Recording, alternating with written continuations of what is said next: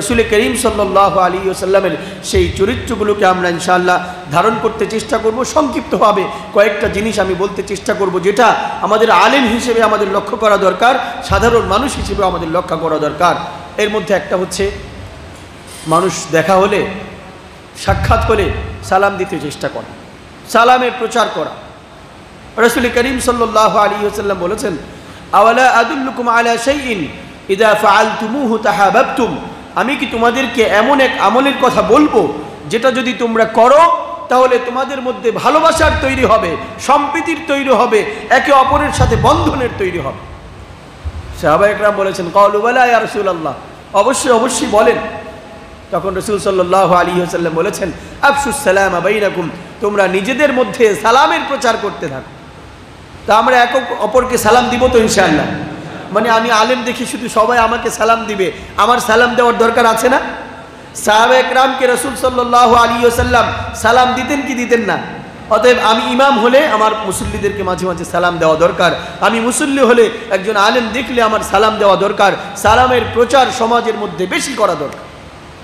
রাসূল সাল্লাল্লাহু আলাইহি ওয়াসাল্লাম বলেছেন, সাল্লিম আলা মান আরাফতা ওয়া মান লাম তারিফ, তুমি যাকে চেনো তাকেও সালাম দাও, যাকে চেনো না তাকেও সালাম দাও। এর মাধ্যমে আমাদের মধ্যে ভালোবাসার তৈরি হবে। এটা উত্তম চরিত্র, এটা সুন্দর চরিত্র, এই বিষয়টা খেয়াল করতে হবে। আরেকটি বিষয় হচ্ছে যে আমাদের সামাজিক জীবনে চলাফেরা করার সময় সব কাজে শুধু আমি এই চিন্তা থেকে বেরিয়ে আসতে হবে। আবার আমি যেই বিষয়কে ভালোবাসি অন্যও সেই বিষয়কে ভালোবাসে, এই চিন্তা মাথায় রাখতে হবে। দেখুন, যে কোনো একটা পরামর্শে, যে কোনো একটা কাজে যদি বারবার বলি আমি, তাহলে সবাই বিষয়টাকে খারাপ মনে করে এবং আপনার এই আমির পরিবর্তে আরেকজন উত্তর দিবে আমিও পারি। কিন্তু আপনি যখন বলবেন যে না আমি না, আপনি করলে ভালো হয়, আরেকজনকে আপনি প্রাধান্য দিবেন, আরেকজনকে আপনি প্রায়োরিটি দিবেন ভালো কাজের ক্ষেত্রে, সমাজে কোনো জিনিস দেওয়ার ক্ষেত্রে, সমাজে কোনো জিনিস করার ক্ষেত্রে, যে না ভাই আপনি করেন, আপনি আমার বড়, আপনি আমার শ্রদ্ধাভাজন। যখন এই সম্মানটুকু আপনি দিতে শিখবেন তাহলে উনিও আপনাকে সম্মান দিতে শিখবেন। মান ইয়াহতারিম ইউহতারাম, যে ব্যক্তি সম্মান করে সে সম্মান পায়। অতএব আমাদের দায়ী হিসেবে যেমন অন্যকে সম্মান করা দরকার, সাধারণ মানুষ হিসেবেও আমাদের অন্যকে সম্মান করা দরকার, আমিত্ব থেকে বেরিয়ে আসা দরকার। আমি যদি বেশি বেশি আমিত্ব করি, আমার ভিতরে যদি এই অহংকার ঢুকে যায়, তাহলে মানুষ আমাকে আর ভালোবাসবে না। সবাই বলবে যে সে সবসময় নিজেরটা বোঝে, সবসময় শুধু নিজেরটা বোঝে, অন্যের জন্য কিছু করে না। এই জন্য এই আমিত্ব থেকে বেরিয়ে আসতে হবে।